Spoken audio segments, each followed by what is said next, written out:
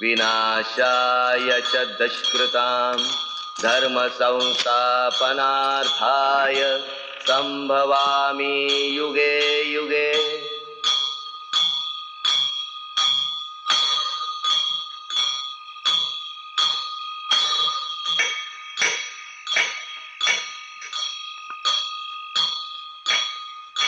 सुनो,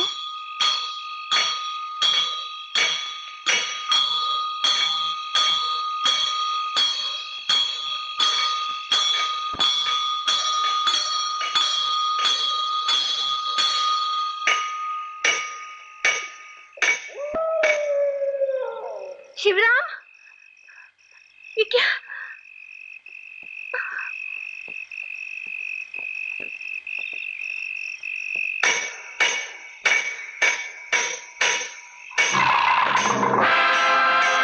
गोस्वामी,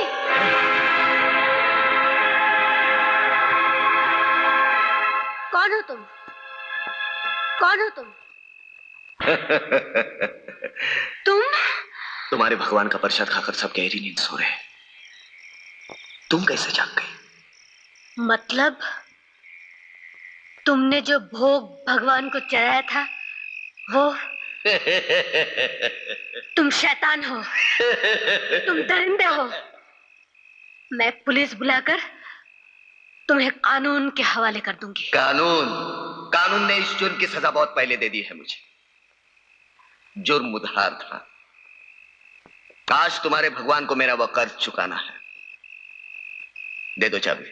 नहीं। चाबी दे दो। नहीं नहीं नहीं नहीं, तुम ऐसा नहीं कर सकते। तुमने मुझे बहुत दुख दिया। तुम मेरे माथे पर इतना बड़ा कलंक नहीं लगा सकते। नहीं, हे भगवान, ऐसा नहीं।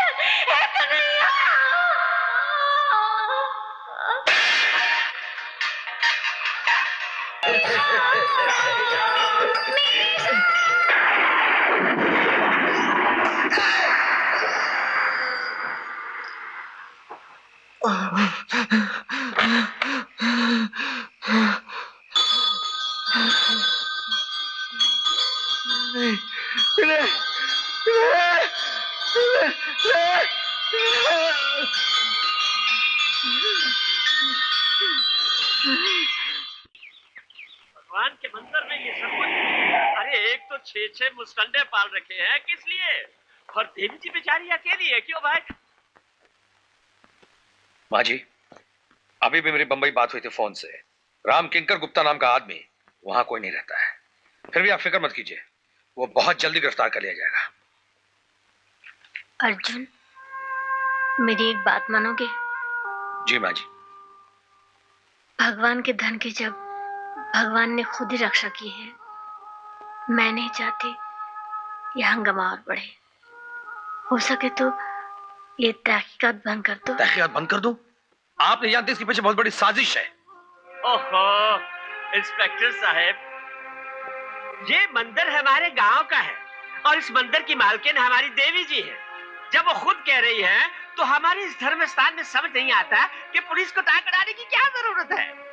ये बात नहीं है अर्जुन।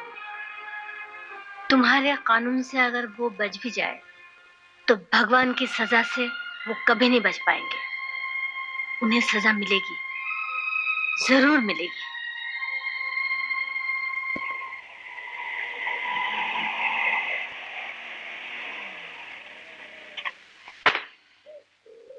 रामू दादा यहाँ?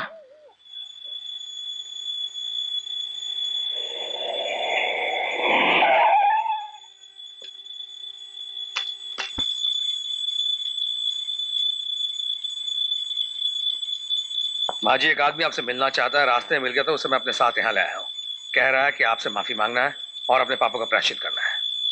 चलो।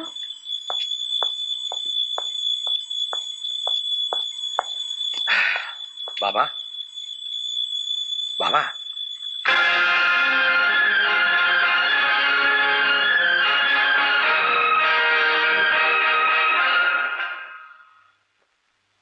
ओह माय गॉड, ये तो मर चुका है। आप इसे जानती हैं माँ जी? हाँ, ये एक ब्राह्मण संतान है। कोई ब्राह्मण बुलाकर इनका अंतिम संस्कार कर दो। अंतिम संस्कार? अग्निमीरे पुरोहितम यज्ञस्य देवं ऋतजम होतारम रत्नधातमम ओम सनः पितेवम अग्ने सुपायते भवतस्व देव्यते प्रतिवर्णे स्वस्ति। ठहरी पंडित जी, बाप की तरफ इन्होंने मुझे पाल पोस कर बड़ा किया था, मुखाग्नि मैं ही कर देता हूँ। स्वस्ति न मिमीता नश्चुना भगस्व बाबा, देव्यते प्रतिवर्णे स्वस्ति। तुम्हारी बड़ी तमन्ना थी ना, देवीपुर के मंदिर की दौलत लुटोगे। आज देवीपुर में तुम्हारी चिता सज गई।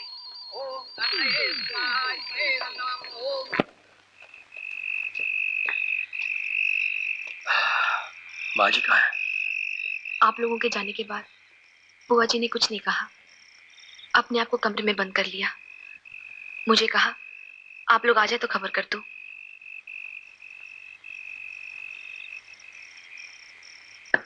बुआ,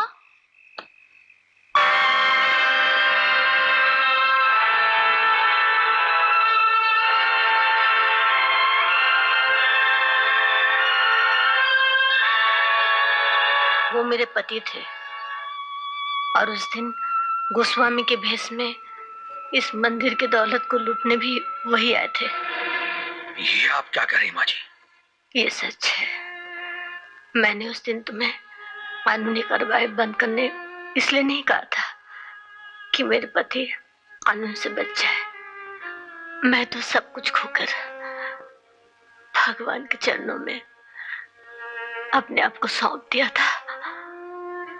मैं आजमाना चाहती थी कि भगवान का दिया हुआ वचन कि धर्म की रक्षा के लिए, पाप और पापियों के विनाश के लिए जब भी जरूरत होगी वो इस धरती पर प्रकट होंगे। क्या एक झूठा दिलासा था?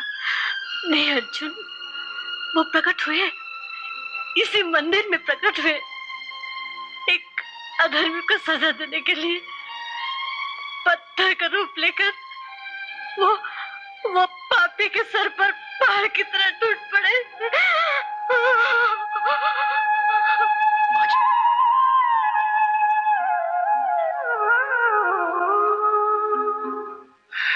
चलो गोपी चलते हैं, आओ।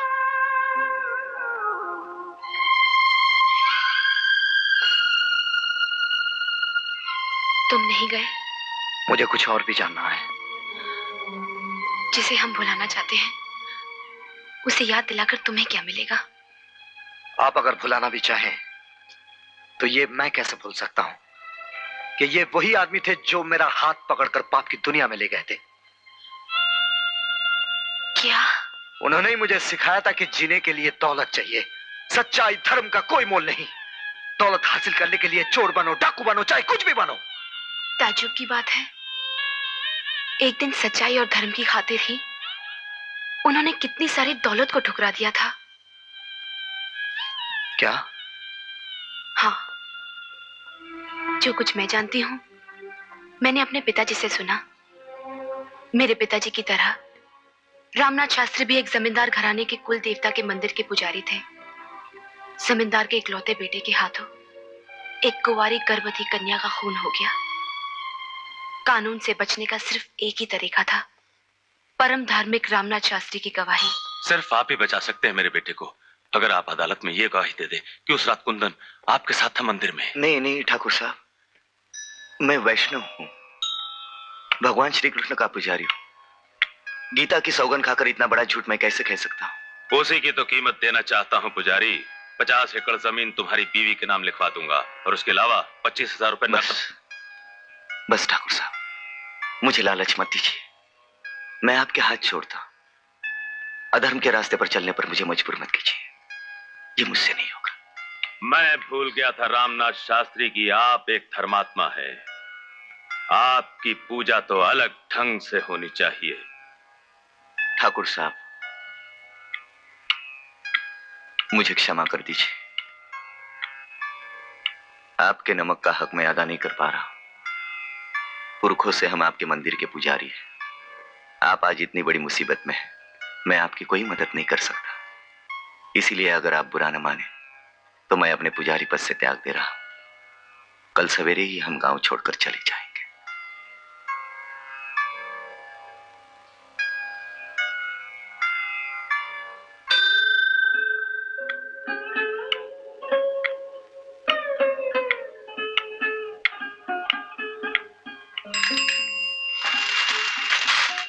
ठहरिए शास्त्री जी। क्या बात है इंस्पेक्टर साहब? माफ कीजिएगा शास्त्री जी, हमें आपके सामान की तलाशी लेनी है।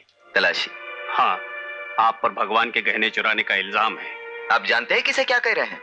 मैं मजबूर हूँ शास्त्री जी, कानून का नौकर हूं ना। हाँ, मैं तो भूल ही गया था। आप शौक से तलाशी ले सकते हैं, मेरा तो सब कुछ खुला पड़ा है। और जानते हो, जब तलाशी ली गई तो उनके बक्से में भगवान के गहने मिले। जिस अदालत में रामनाथ शास्त्री की गवाही पर एक खूनी बेगुनाह साबित हो सकता था, उसी अदालत में चोरी के इल्जाम में उन्हें 1 साल की सजा हो गई।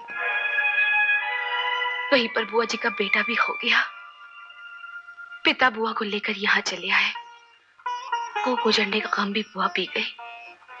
सिर्फ एक आस, एक उम्मीद लेकर वो जीती रही कि 1 साल बाद वो अपने धर्मात्मा पति से मिलेगी।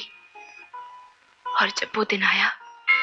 आ रहा है गंगा बहन, रामनाथ शास्त्री आ रहा है।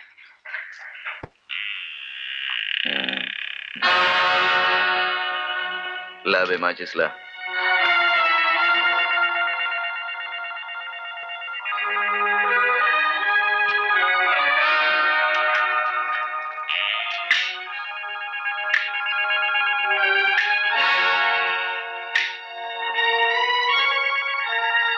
लगता है बेटे का गम खाए जा रहा है।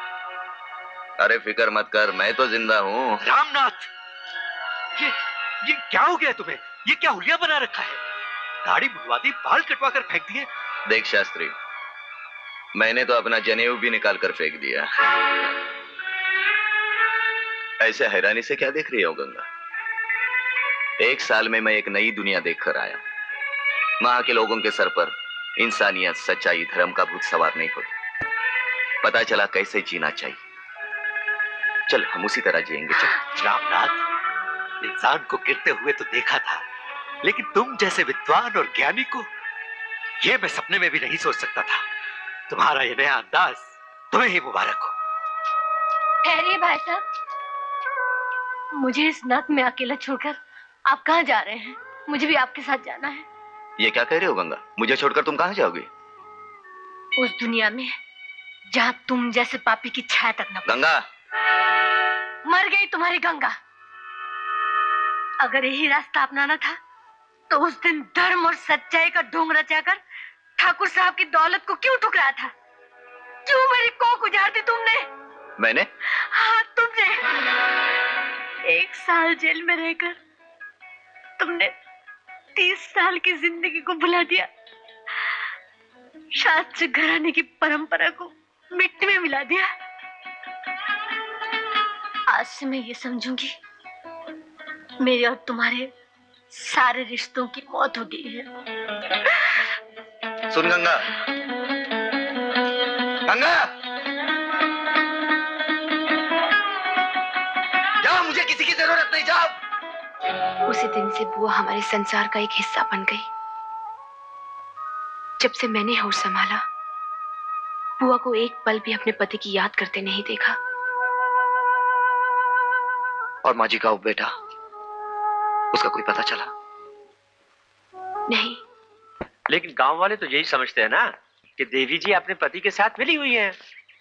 हाँ, देवी जी ना भी हो, मगर कोई न कोई साजिश में जरूर शामिल है, और उसे ढूंढ निकालना हमारे लिए कोई मुश्किल काम नहीं है सेठ जी। हाँ, क्योंकि भले ही वो आदमी दुनिया छोड़ के चला गया हो, मगर उसके वो दोनों शागिर्द, वो दोनों तो जिंदा है ना। मगर थानेदार साहब, अब वो दोनों कहाँ मिलेंगे?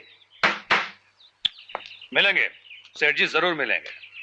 आप शायद भूल गए हैं कि गोपी को मैंने जिस बस्ती से अरेस्ट किया था, वो लोग भी उसी बस्ती के रहने वाले हैं। मगर गोपी? बताएगा सेठ जी, बताएगा। जी हाँ, नमस्कार। अरे इधर बैठा है, उठ। ये ले, सब कुछ याद है ना? चल चल, भाग भाग। सुनिए, ओ गाड़ी वाले साहब, एक मिनट साहब। साहब, ये पुलिस चौकी का रास्ता यही है ना साहब?